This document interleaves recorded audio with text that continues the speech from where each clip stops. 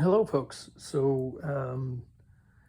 Had an interesting week. Had the first multiple garage sale weekend, and by multiple, I only mean three. Um, but still, that's a start. And on the weekend, I also went to the Goodwill Outlet Bins here in Canada. There are only two in Canada. One's out in Alberta, and we have one in Ontario. And for those of you who don't know, the Goodwill Outlet Bins is a place where basically all the other stores send their stuff they couldn't sell. They also receive raw donations from the area as well. And then everything is thrown into these giant blue carts, essentially, that are wheeled in and wheeled out about every 15 minutes, rotated through. And everybody just has a grab at whatever's in there. And then at the end, you pay by the pound. I can't remember what the rates are exactly, but I think basically like clothing, shoes, stuff like that is around $2.10 a pound.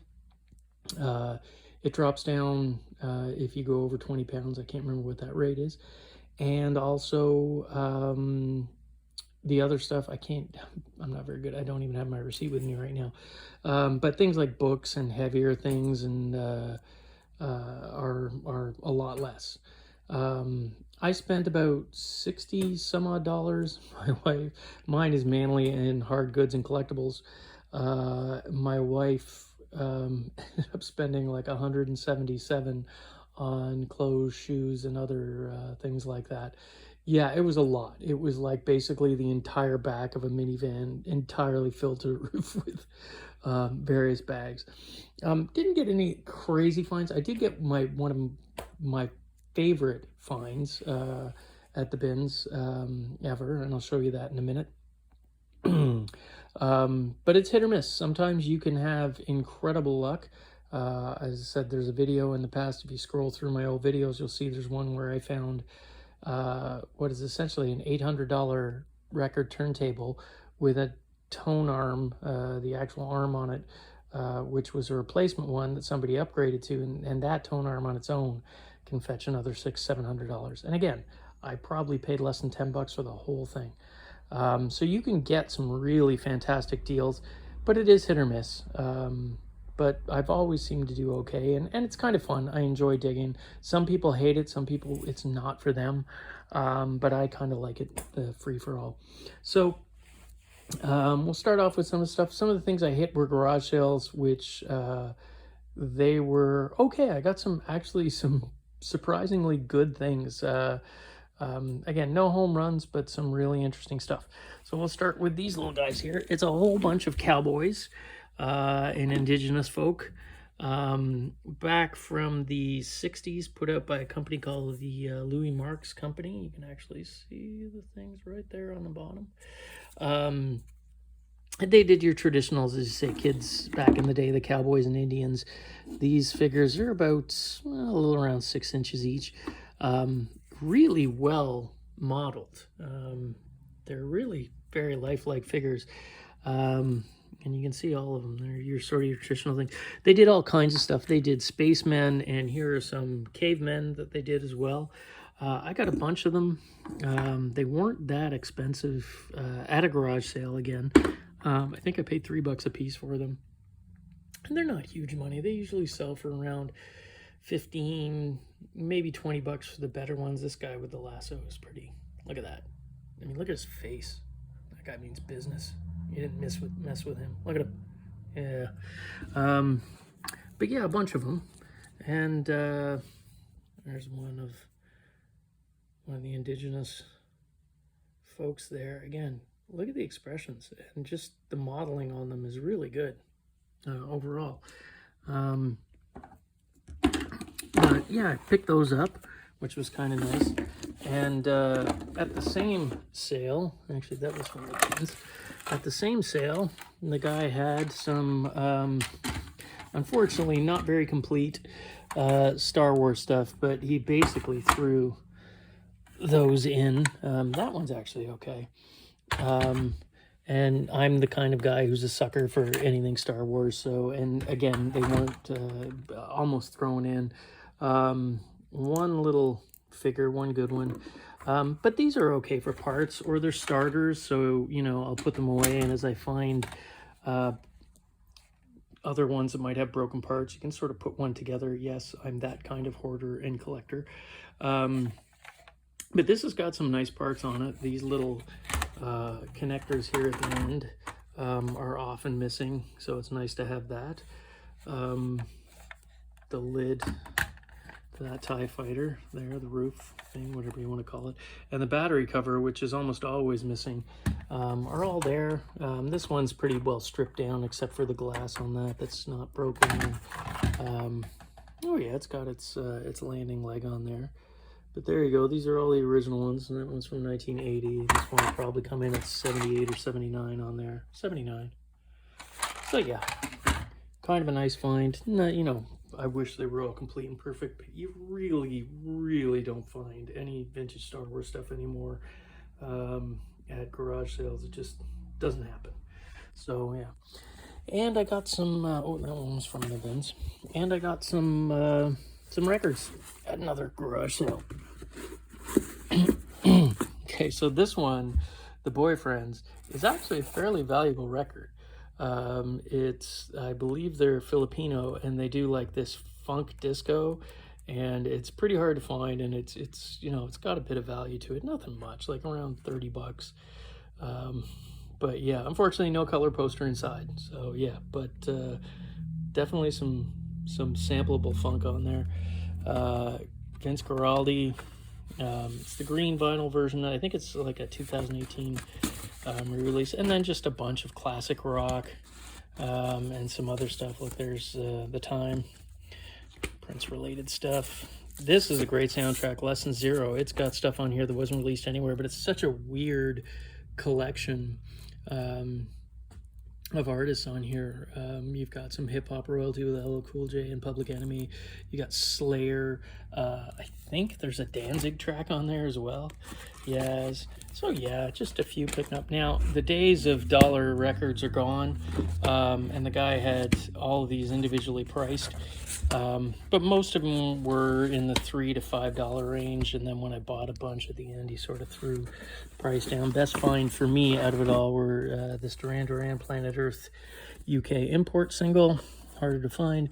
Knights in White Satin Giorgio. Giorgio stands for Giorgio Moroder, who is one of the just kind of a legend in electronic music. He did a lot of disco stuff in the 70s, but he used primarily all electronic instruments, and again, he's considered one of the pioneers of the electro dance sound. Like, it's just, yeah, check out his stuff if you get a chance. He did tons of production work during that time period as well. So okay, that was from the Goodwill bins. This is all Goodwill bins, so we'll skip over that for now. I hit thrift stores and got a couple of decent things. Nothing crazy, but here's a couple of vintage Stetson cowboy hats, and you can actually see the price there. $5.99 each for these. Stetson stuff holds its value, so it's always worth checking out. You want to make sure it's not too badly stained, ripped, or torn, but this one's in okay shape. It's you know, better than the other one. The second one I probably should have held off on, but I didn't. But it can be cleaned up too. It's got a little bit of cracking at the front, which you want to try to avoid. There's some what looks like staining, but it's actually just dust on there, so that'll clean up too. They're good hats. Stetsons always sort of hold the value because Stetsons are stupidly expensive. They can cost you in like $200-300 range for some new ones that come out. I don't think these are of that quality, but you know, I'm gonna say probably retail somewhere around 30 to 40 bucks a piece. You have to do a bit more research and say some cleaning on those, but it's worth it. And this was kind of good because this was only $4, and the lady who works at the Salvation Army that I got it from was like, "Oh, we missed that one, didn't we?" And it's an advertising ice bucket, plastic from Dewar's, and there it is. needs a bit of a cleaning, but the nice thing about it is if you look underneath, there's that $3.99 price tag. You see it was made in England. So clearly sometime, I would say, in either the late 60s or through to the 70s. I'm thinking probably closer to the 70s, but a great advertising piece too. And it's that the Dewar's Highlander is kind of a classic image. So for $4, you can't really go wrong. So after that, yeah, there was that was from the 3 garage sales that I hit, and I hit 2 thrift stores, but only managed to purchase at 1. And the rest was the Goodwill bins. So I'm going to start you off with my favorite find of the Goodwill bins. And again, these are the kinds of things you can find. I think this was probably a raw donation rather than something that was sent back, because I can't see how this wouldn't sell in the store. It looks like just, you know, a decent globe with some pretty good age to it. And it was sitting in the bins right when I walked in at around, we got there probably about half an hour after they opened. And it was still sitting in one of the bins. So people had looked it over and overlooked it because it had a plug, which really caught my eye. I was going to get it anyways. And it's fairly heavy. And it doesn't sound like your average globe. And then when I looked, I'm like, why is there a plug there? Oh, because it lights up. Yeah, it's kind of cool. Probably my best guess is early 60s on it, maybe late 50s. It's got a bit of darkening and yellowing to it, but that just, you really only see that when the light comes on. It just kind of looks like a nice aged patina to it. Yeah, maybe it got left there because on it, the bulb that was in it was burnt out, and I just took it apart and replaced it. And first pull it went, and yeah, I've looked online on this one. You can actually see down here I don't know if you can see it. There's the label and the company name. I can't remember it offhand, and I can't see it there. But these light up globes, it's glass with paper applied over top of it. And they range anywhere from, like selling on eBay, from $75 to $150, $200, depending on the condition and the name of the company. There are 2 main companies, and this is one of them. I wish I'd written it down so I could tell you. But yeah, super find. And again, probably a raw donation, something that came from the London area where the Goodwill bins are located, and donated there, and they just threw it straight out into the bins rather than price it. So you can get some really good stuff with age every so often. There was also, I missed out, I'll show you in a minute, but a large find of circa 1890, 1900 stereo views that showed up in the bins, but everybody was really grabbing those fast, so I got in there a little late, but I think I might have got the best one out of them, and I'll show you that in a minute. The rest of it is all just basically in this bag. Oddly enough, another Stetson hat, vintage Stetson. Nice little sort of fedora on there, and in excellent shape. Like really, really, it doesn't look like it's been worn. I don't know if you can see that in there, but it's kind of hard to make out. But yeah, it's another Stetson, really good shape. The rope on it looks virtually new. Still got your little feathers in there. And it's got its size marker, which is kind of nice to have because I don't know anything about hat sizing. Oops. A few other things. I got this nice big wool blanket. At first I thought it might have been a bay blanket, one of the point ones, because it has a similar kind of stripe pattern as those 2 that I have over here. This one had a label. Now what's left of it there looks kind of like the Pendleton blue. So I don't know if they made blankets like this. I'll have to look, but either way, it's a vintage 100% wool blanket. People are always looking for these. Have it in the store probably around the $30 to $40 range, and I think it'll go pretty quick at that because it doesn't have the label. If it had a bay label on it, I mean, bang, $100 right there, but it doesn't. So and interestingly enough, we found this book on the history of the bay, point blanket there, so I grabbed that just because it's a kind of an interesting read. Gives you the history of what is one of the most probably iconic pieces of Canadian or Canadiana. So it's kind of an interesting read. unopened Halo figure. They sell on eBay for around 20 bucks, and I'll probably, there's the original price tag on it, I'll probably end up giving that to my son. And clothing wise, I think this is it. It's a CCM vintage, probably 1970s, made in Canada. Yeah, because it's 100% polyester. Montreal Canadiens jersey, in good shape, slightly smaller size, probably a men's small or a boys extra large. But yeah, nice jersey. No number on it, kind of hoping, wishing there was a number 10 on there for Guy Lafleur, who passed away, sadly, not too long ago. Last week, I think it was. But still a good find. I'm going to go through these pretty quickly. In that first bin where I got that light up globe, which is, look at that thing, looks great over there. There was a bunch of Fisher Price toys, early ones too. Like this guy here, which is, I've already got one of these in the store, but you wind them up, turn them on, and on music box, and he just goes round and round. Could you imagine if that was your job? Good Lord. But I think this is late 60s. I'm sure if I look, I can find the copyright number on there. Yeah, it's made in the USA. Oh, 1972. There you go. That was close. And then another one of these. I'm a grown man. It's a iron that is a music box when you move it along. And it's got a little honky thing on there. Would have had a like a little yellow cord that came out of here that you pulled it by.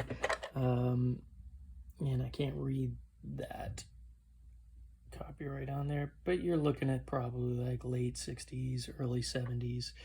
I love the moving eyes on this guy that go up and down. Somebody's name is on there, but I'm sure it's got Zoom Sally Bin or Bim, and I'll get that off there. Needs a bit of a cleanup, but still a nice piece. What else? Oh boy, is that for old man noise? And then this roly-poly ball. I've sold quite a few of these and quite a few of the Happy Apples. People just love them. I actually know somebody who just kept one on their office desk, and when things got a little bit stressed, they would roll it back and forth and give them a little Happy Apple sound. But in this case, the roly-poly one. Again, probably 1970s, not terribly old, but you can't, buy a pound bin, you can't go too wrong. And then this is something from my childhood, and I think it's 1977 on there. It's the Fisher Price Adventure People. This was the underwater set. It's such a cool thing. The actual Star Wars figures that everybody's familiar with, that guy over there, were based size-wise on the figures that were from these Fisher Price. So that's how Fisher Price didn't end up suing Hasbro in the beginning. I have no idea, but sorry, it was Kenner, not Hasbro, for the Star Wars stuff. But they didn't, and that's a good thing too. They made so many fantastic toys. I actually played with these a lot when I was a kid. I would have been about like 6 or 7 years old when these were coming out. And they were great. You could use them in ponds. This one will actually float. And you would... No, I'm not going to be able to get that to flip up. But yeah, you could put your little guy in there, and they were cool. They had airplanes. They even had a TV truck. You could look through the actual camera and see. It was pretty cool. Great stuff. And then one other toy, again, another part.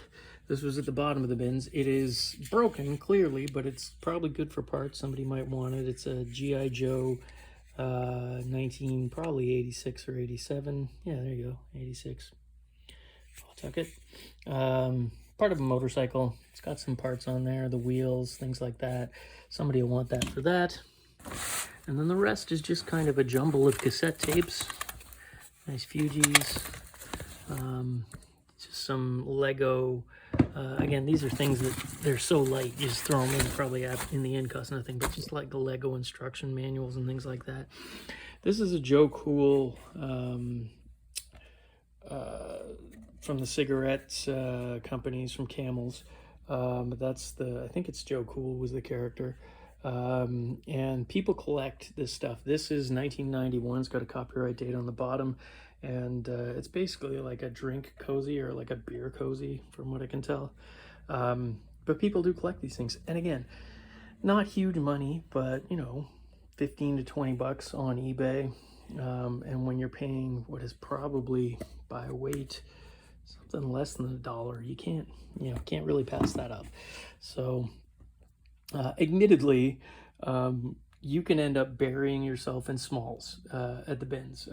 My wife was there the whole day. I could have left after the first few minutes because I got that and these few Fisher Price things, and I didn't get really any really bigger stuff after that. It was all sort of these little tiny things. So yeah, I was kind of just grabbing stuff to sort of keep me interested and make it sort of worth my while to be there. This is a nice Schaefer pen set, actually. Interesting in that the mechanism is, that's how you get the pen to pop out. Never seen one like that before, and there's a set of them in there, 2 of them. There's another one that's slightly different finish. I haven't looked up the numbers on them. Most pen sets aren't going to be worth a lot. Obviously, there are companies like Montblanc, which are worth a lot of money, and you should always keep your eye out for those. But this is nice because it came in its original box.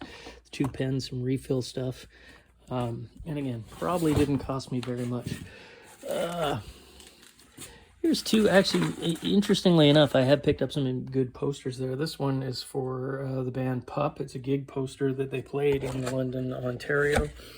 It's kind of a great graphic design, a take off those like grade school posters, spelling posters and things like that, and added a little kind of dangerous angle to it. But kind of cool. There are actually 2 of them. Here's the other one with the kitten. Who doesn't love a kitten with a switchblade? Oh, what else? Oh, yeah, that's another sort of 1980s He-Man Stridor. They unfortunately almost all there, but missing his tail and the little visor went over. But again, a lot of the stuff is on there. Advertising frisbee for the Laser, which is one of these sort of one-man flying machine type things. It's an advertising piece. It's made in Canada, so it's probably 1980s, 1970s. Vintage frisbee stuff starting to bring in some bigger money. I think because more people are playing things like frisbee golf or extreme frisbee. I don't even know what that sport is. You're getting more people collecting. Spinner from the vintage Star Wars board game, which is incredible because I actually have a vintage board game, Star Wars board game, that is missing the spinner, so that was kind of nice. An early Sam Cooke 45. Yeah, at this point I'm basically just grabbing things to try and sort of more out of boredom than anything else. There's a little vintage Lego instructions. Some, what is that? Video games. Oh, that's kind of cool. Yeah, an early hockey guide with all the stats for the year. And look how young Wayne is there. 1980-81. I think that's his like 2nd year in the league. My God, he looks like a baby. Look at him. Good Lord. I think he was probably like 19. I don't think he was 19 then. All the world's a stage. Look at him. Creepy kind of doll. He needs a good cleaning, but he's like a beanbag doll, I would say from the 60s, dressed up in like what I think, I remember looking on the tag, I can't really quite make it out, but it's Choo Choo Charlie. So he's dressed up as a train conductor. Kind of interesting and creepy. Some vintage Robert Heinlein. I love that artwork for the cover of science fiction books. A couple of other books. Some CDs, a nice collection of ska, Leonard Cohen live at the Isle of Wight, and a Libertines, which more for me than anything else. Electronic projects for musicians. The neat thing is this still has the original 33 Flexi record that's in there. I've seen vintage copies of this online sell for about 25 bucks. If you are into like pedals and effects and stuff like that, This is a great book because it sort of walks you through how to build your own pedals, and sort of goes through all the components and everything. Great book. It's just an old map. Oh, yeah, and the best, not the best, but one of the better things that came out of there, just a cool old basketball book from the UK. I love that graphics. But this, it is a SpongeBob DVD player that you hook up to your TV. It looks like SpongeBob, and I got the remote and everything with it. And surprisingly, it sells for around $50 working on eBay. So I guess to your SpongeBob collector, this is kind of this is gold. But I have noticed there's all kinds of different things now. The shaped TVs from the 1990s. There was a Superman shaped one. There's a Mickey Mouse shaped one. They had a VHS player in them. Those things are starting to go for like in the hundreds. So you should always sort of keep your eye out for those if you can pick them up cheap. Now the problem with that stuff, of course, is shipping. Shipping those items is going to be a nightmare. This a little easier.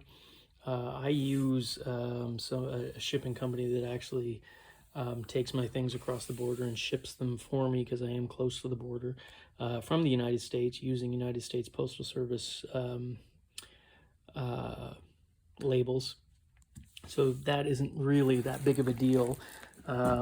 What else? Oh yeah, so there was one record that I managed to get in there. It's Star Wars and other films done by the London Philharmonic Orchestra.